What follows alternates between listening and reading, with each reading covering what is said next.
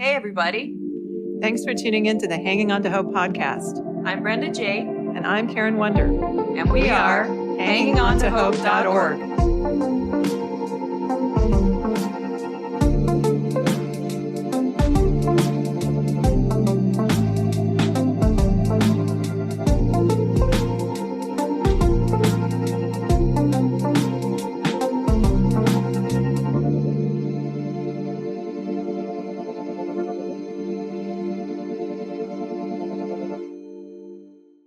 This podcast is intended as educational and is not psychological or medical advice. Always consult a professional when needed, and we disclaim any liability in connection with the instruction, information, or advice given. Hello, and welcome to the Hanging On to Hope podcast. This is Karen W. Thanks for tuning in. Today, we're welcoming back Dawn Hopkins to the podcast. Dawn was my yoga instructor when I went through yoga teacher trainings, and she's the founder and president of Inspiritus Yoga, Holistic Wellness and Training Centers, an international yoga school and continuing education provider with training centers in Phoenix, Detroit, and is that Canada? Yes, Saskatchewan. Wow. She's also the co-founder of the Retreat Ladies, Inspired Wellness Journeys, provider of yoga and wellness retreats with programs designed to help women heal and recover from the stress and demands of daily life. So thanks for coming back to the podcast, Dawn. Thanks for inviting me back. I love being on here with you. Yeah, we love it. So I listened to the 2-part podcast you did with Jan on her Hope After Breast Cancer podcast, and it was on the Am I Hungry program and retreat that's coming up that we'll talk about in a little bit. And it's based on a book and a program called Am I Hungry? And that was written by Michelle May. Who I think I met at that. Didn't we do the EMDR with horses? I think she was at that. Mm-hmm. Yeah. Yes, she was. Yeah. And I know I can sometimes use food for stress relief on days I work from home. It's all too easy to get focused on using food for comfort. Continuing with part 3. Yeah, I also notice a lot, even as adults, that other people try to get you to eat. And for me, if I'm not hungry, I can't. I just don't want to eat if I'm not hungry. I've always kind of been like that. But if I'm hungry, I eat. And I did notice a lot of adults try to pressure that. At least for me. But yeah, I don't know. I don't know if anyone else has experienced that at all. I certainly did. My grandmother was the greatest food pusher that ever lived. So we call them food pushers. Yeah, they almost make you feel offended. Food pushers. Okay. They almost make you feel offended. Like, why? You're not going to eat that? What do you mean? Don't you love me? Yeah. I know. It's associated with it. And I love the visual you gave of the speed bump. Like when you're talking about, you go to a restaurant and you get this probably 2 to 3 portion big plate. And so I liked when you talked about the speed bump when eating out and we have these big portions. Did you want to expound on that? Yeah. Well, like I said earlier, we may get 2 to 3 portions when we're in a restaurant. So one of the strategies we talk about is kind of looking at that food and using the food cycle or the eating cycle to kind of sort through, like, where am I at? How much am I going to need to feel satisfied today? And then immediately, like when the food comes out, we can ask for a to-go box and we can already put a portion of food in that to-go box. We can always grab more if we feel like we need it, but at least getting it off of the plate, because again, we're food suggestible. So if it's there, we're going to be more likely to keep noshing on it even when we're not hungry. So then with the remaining food, which is about what we think we're going to need to feel satisfied, then we would add a speed bump. So we'd look at the food we have and either physically create like a little dividing line or a mental one where we will eat very slowly and mindfully up to that speed bump, pause, and then check back in to see where we're at now on that scale and how much more food we think we need to feel full and satisfied, and also what we think we need to feel full and satisfied. So the speed bump is just a check-in point so that we can bring mindfulness back in. And also sometimes, we might just start off mindful and the next thing you know, we're distracted. Maybe we're in our thoughts or we started talking to somebody or maybe got distracted with our phones or whatever. But then we have this speed bump to go, oh, wait a second. I need to be present. I need to check back in. How much more food do I think I need? And what else do I want to feel like this meal is complete and I feel satisfied when I walk away? So it can be a great strategy. Yeah. And I like about, because I know sometimes when I am trying to deprive myself or whatever, I'll make something doesn't taste as good, but it's like, well, I'm having this craving. So I'm like, I should have just ate the real thing, and had a small portion of it than trying to do a knockoff. And then it's not really satisfying, I've done that. You're like, time. yeah, that's when you go, wah, wah. Yeah. Yeah, exactly. That just didn't do it. It didn't. Yeah. Is there a time, like when I was eating the other day, because I'm eating a lot healthier, that you need to wait before you know that you actually feel full? Because I ate and then I was like, I'm not sure if I'm full yet. Oh yeah, talk about the 20-minute thing. Yeah. Oh my gosh, I was just For like, me, Brenda, thank you. And I was just thinking about that the other day. Because I ate probably that handful portion, and I was like, I think I'm still hungry, but maybe I need to wait 5 minutes because I'm not sure. Yeah, she'll talk about So that's that. weird that I was doing that. So go ahead. Karen could teach this apparently. So there is a feedback loop between the belly, our stomach and our brain. And it takes about 20 minutes for the stomach to communicate back to the brain that we're full. So if we eat really quickly, we have a high chance of overeating, because if we cram all the food in 10 minutes, for example, 20 minutes later, we're going to be like, oh, now I don't feel full, right?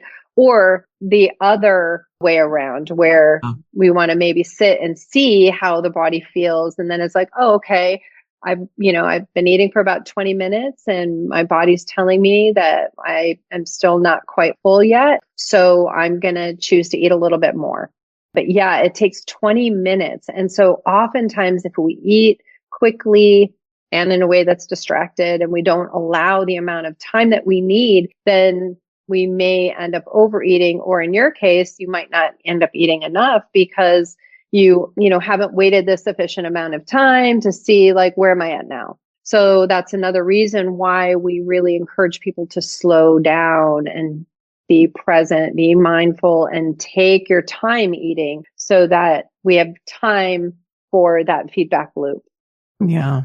I think I need to slow down for sure. Yeah. Because I just eat. I don't have a lot of time. So then I just I know. focus on the eating. Then I finish eating so I can go on with the next thing I have to do. Yeah. I think we all can relate to that. We're all in a hurry, so I'm going to try to slow down at least and start out slow with that and be like, so is there anything else you wanted to share about mindful eating? Really, what I love about this program, and we've kind of been touching on this throughout this podcast, is that it empowers us. It gives us freedom and flexibility. It helps to drown out some of that food noise that we're getting out there everywhere, so that we're really listening to our own bodies, our own minds, hearts, and spirits. And then it also helps us to start to apply mindfulness principles in all areas of our life. And so, like I shared with you guys, going through this journey helped me realize, oh, I'm not being mindful in every area of my life. And it helped me to start to be more mindful in areas where maybe I wasn't as mindful as I'd like to be. So it's all about awareness. Really, that's what this whole journey is about. It's about awareness, and then freeing yourself up to live the life you want to live, rather than having it be so focused on food and worrying about food, planning for food, all the things that go along with dieting and restriction, or even overeating. We're, constantly thinking about food too. Yeah. And I like on the podcast, you ended it with actually, and I think you said you're going to do that at the retreat, which we'll talk about too, where you actually sat and almost had like you were getting ready to start a yoga session. We're like, okay, tune in and take some deep breaths. And I think that's a really good thing to do too. Would you like me to do a body, mind, heart scan with you guys? Sure. Okay. So go ahead and sit comfortably in your chair, but have your feet grounding onto the floor if possible, so you feel nice and grounded. Make sure your legs aren't crossed, so both feet are on the floor. And then you can just rest your hands in your lap. Again, we don't want to cross the arms because we want to make sure that the communication is not being disrupted by crossing legs or arms. Sit up nice and tall so the spine is long and straight, that your shoulders relax away from those ears. Take a moment to close your eyes. And we're going to start by taking 3 conscious breaths. It only takes 3 breaths to move us from that fight or flight nervous system into our rest and digest nervous system. And so starting with 3 deep conscious breaths in through the nose. You can breathe out through an open mouth or through the nose, either way. Taking 2 more deep, full breaths, breathing in fully and completely, and exhaling all the breath back out. And your 3rd deep breath. And then just keep your breath steady and smooth, long, deep, slow, rhythmic breaths. Take a moment to just check in with your body. Notice any physical sensations that you're feeling in this moment. Just using your attention to scan your body. And just let them be sensations. You can describe the sensations and how they feel, but try not to label them, judge them as good or bad, or add a story of how they got there. Just notice. Take a moment now and check in with your mind. Notice any thoughts that are present about this or anything else. We know that thoughts lead to feelings. Feelings lead to actions, and those actions generate certain results. So we want to be mindful of our thoughts. And also notice if you have any signs or symptoms of hunger coming from low blood sugar. Dizziness, confusion, irritability. Good. Also notice what's going on with your heart, your feelings and emotions. So what are you feeling in this moment? Any emotions that are present? Again, not judging, just noticing. Because we know that sometimes our feelings and our emotions could lead us to eat when we're not hungry. So we're just noticing and acknowledging our feelings. Good. Now check in with your stomach. You can even rest your hand over your stomach, just below your ribcage, slightly to the left. And notice if you have any signs or symptoms of hunger coming from your stomach. Do you have any gnawing or growling? Any hunger pangs, an empty feeling, any nausea, or anything else you might notice?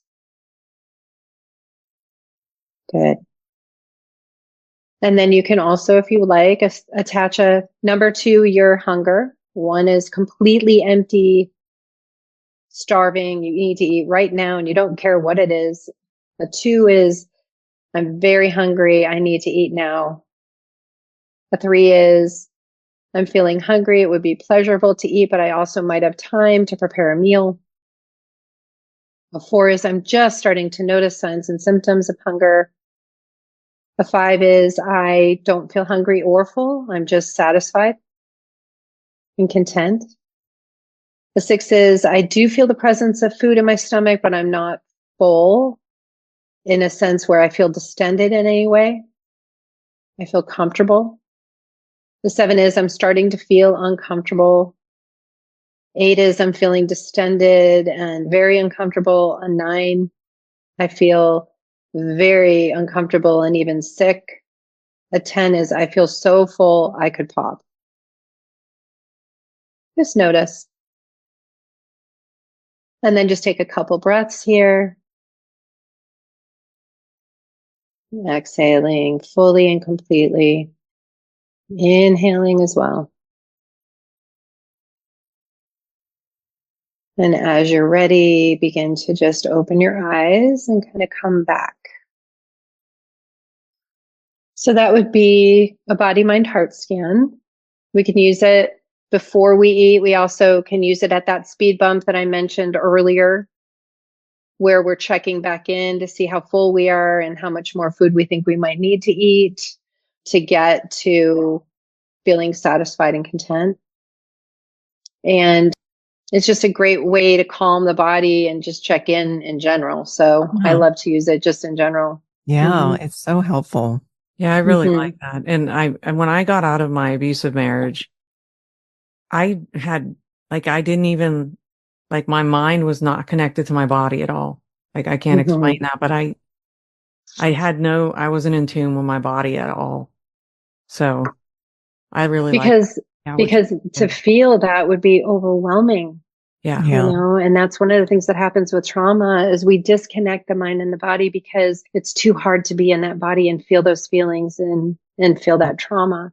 So we disconnect as a coping mechanism. So that was a great exercise. It was. And that's why yoga is so healing, because then it's like you can be realize you're safe, Yeah. and safe to let those emotions out and deal with the trauma. I have another question I've been thinking about. Like lately, I think there's just more women and people that I know that struggle with eating disorders, and as far as like not eating, like starving themselves and they're thin, I'm not going to say any of the names because somebody just told me recently too. Is that what you struggled with? Was it not eating or? So I vacillated between starving myself, so anorexia, and then when I would get stressed, overwhelmed, friend problems, family problems, boyfriend problem, whatever, I would overeat. And then I would compensate for that by either over exercising or finding a way to purge it. So I went between those two extremes, between starvation and bulimia. Are you able to help those people that are not eating much and all that? Does your program help with all that too? So for people who have an active eating disorder, I have resources that I would recommend for them to navigate that with the help of therapists. However, once they have that more managed, then we can come alongside them in their healing journey. Okay. But if you're dealing with an active eating disorder, you need some professional help with that. And then we can come alongside your team to support you through that. And would an eating disorder also be overeating as well? Absolutely. Compulsive overeating could be an we're going to eating have disorder as well. all different people listening to this. And sometimes you go back and forth, like you're saying. Yeah. You could be doing. And I have never really had an eating disorder. I have an autoimmune disease, which always made me a little heavier, but it wasn't just food allergies and different things. So I've never had struggled with anything like that. So it's hard for me but I'm starting to hear more and more of it. So that's great that you can help with that after they get the help they need. Absolutely. And like I said, if you have any listeners who are struggling in that way, I have counselors and resources, treatment centers that I can recommend. That's great. Right. Thank you. Yeah. Thank you so much for coming back to the podcast. This was great. Appreciate it. Of course. Thank you so much for inviting me. It's always fun to hang with you ladies. And I'm just so grateful to be able to share the work that I'm so passionate about that transformed my life. And I get emotional about that because it's no joke. It changed my life forever. And I am so blessed and honored to be able to do this work and help other people. Yeah. Well, thank you. We appreciate your inspiration. Yeah. I know. I just find yoga is, I have times where I get away from yoga, and every time I come back, it's so life giving. And when you're not doing it, you just see the life draining from you. I mean, I just see it so much in my life because I go through times where I'm in such a busy time right now that sometimes I get away from it, but then I'm like, I suffer the consequences. It's so powerful, even just taking 15, 20 minutes and doing the yoga and just getting into that practice, and then I love just incorporating it into eating everything. Yeah. One of the things I love about mindful eating is it's like applying yoga to our eating. Yeah, it is. It is. So, and it makes sense. It makes total sense. Yeah. And they're all mindfulness based practices. This is all coming from the same vein of mindfulness. Yeah. It's just expressed in different ways. Yeah. And it's doable because whenever I listen to something, they're like, okay, I want you to throw out your sugar and don't eat this and don't eat that. It's like you're saying, you're like, wow, that's just going to make you crave it all the more. Right. So I like this balance of God gave us. I remember Rich Mullins, who was one of my favorite musical artists. He used to say when he did a vanilla ice cream cone, he'd say God would be looking down and go, yeah, you like that vanilla? You like vanilla? And, I think God wants us to enjoy our food, and he gave us taste buds so that we can have pleasure in eating too. Like you said, we didn't have to make it that way, So Yeah, I do Yeah. enjoy unhealthy dessert sometimes. That's for sure.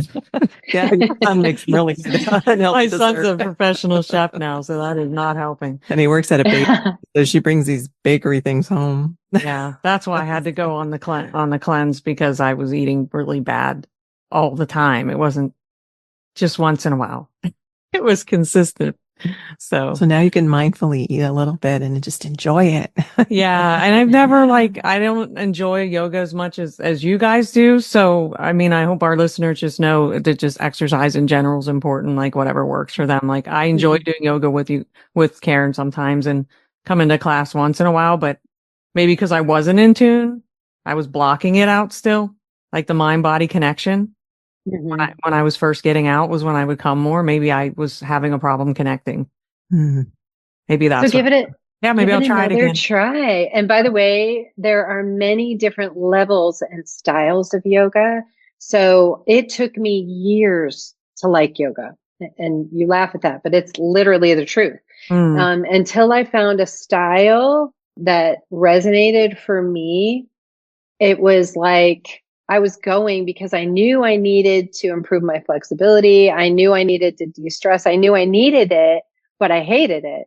And it wasn't until I found a style and a practice that really resonated for me when I started to enjoy it.